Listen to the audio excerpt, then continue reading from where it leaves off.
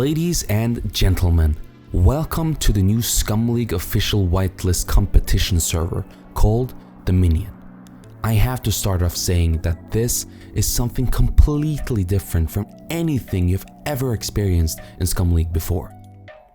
Dominion is a totally new gameplay experience that completely changes the way Scum is played, while still preserving the core survival element that makes this game so unique. Dominion brings in a whole new level of dynamics that requires far more tactical planning and strategic thinking, teamwork, social skills, and survival skills, and much more. So get ready to forget and ditch everything you have done in the past while playing Scum, because you will need to approach Scum League Dominion with a fresh new survival strategy. The previous seasons have all been about collecting items, such as puppet eyes, pipe bombs, and other stuff. This season is an all-out war. The core element of Dominion is territory control and expansion. Land and its resources are the most valuable assets since the dawn of time, and this is not different when it comes to Scum Dominion. Your ultimate objective is to capture, control, and defend as many bunkers as possible. The winning team is the team that is able to exert their dominance over the biggest chunk of Scum Island. Each bunker will have a flag. This flag you need to overtake in order to claim the bunker, but gaining access to the flag is not going to be a walk in the park. The flag is protected by a building that have been implemented in the bunker area, and this building is locked with 3 dialogues.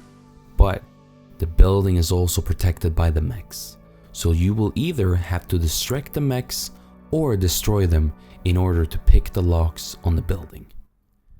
When you gain access to the flag, there is a 4-hour overtake time for the flag to be yours. Always make sure to lock the special building after you capture the bunker. The first time you capture a bunker, you will obtain and find a unique item which is called the Impersonator Vest, known as the Cursed Puppet Suit. This will allow you to walk amongst the puppets undetected. There will only be 24 of those spread across the Scum Island, 1 in each bunker. They are unique and will make your mission easier conquering the next bunker. In terms of how the point system works, you get a different amount of points for each sector. The map is divided into 5 different tiers of sectors and bunkers: A, B, C, D, and Z. You get a different amount of points depending on which tier bunker you have. Now, the reason the points are separated like this and are not the same for each sector is because of the difficulty. It is much harder to protect a bunker in the middle of the map due to the amount of players passing through, rather than defending a bunker which is at the bottom of the map where not as many players travel through. There are 25 sectors in Scum Island.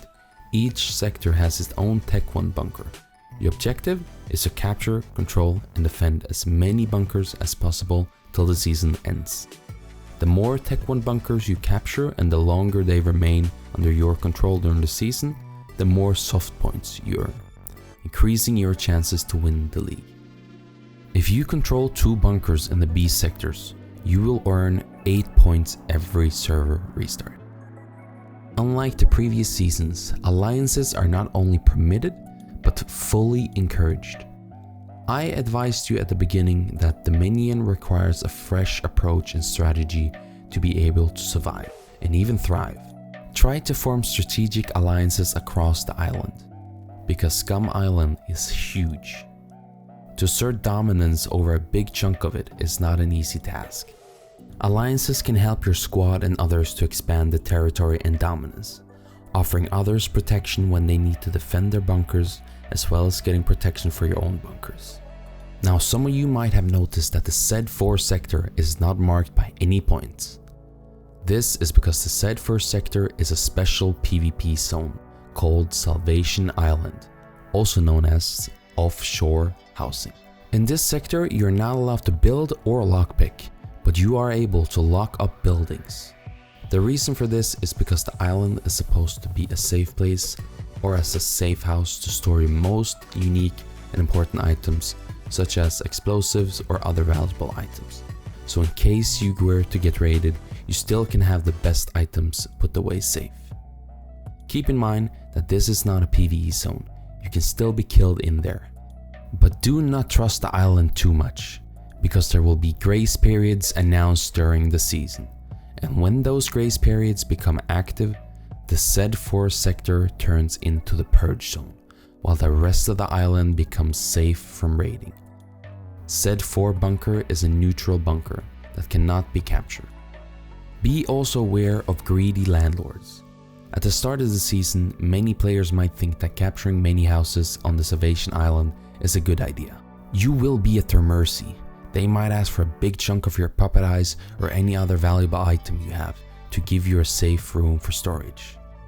Now, in terms of destroying the mechs, I have a tutorial for that I will put the link in the description for.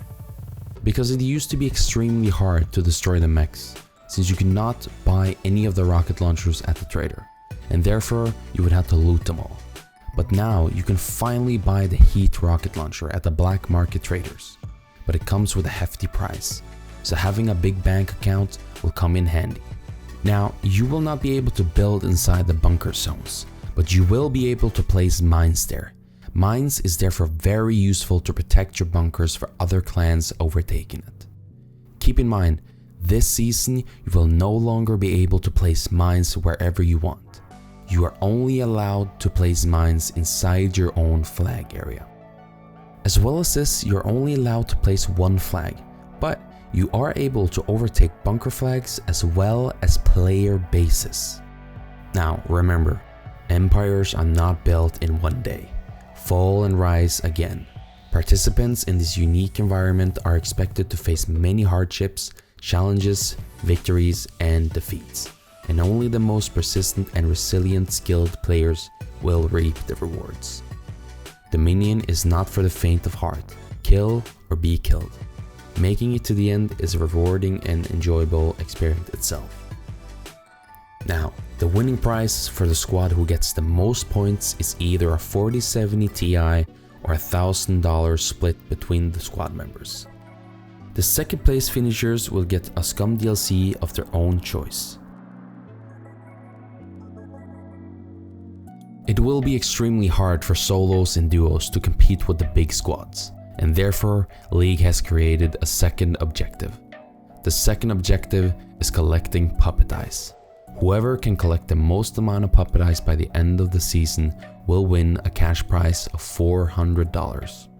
Now, the point system for the puppet eyes is a little bit different than the point system for the bunkers. To give you guys an example, if a solo player has 100 puppet eyes, he has 100 points.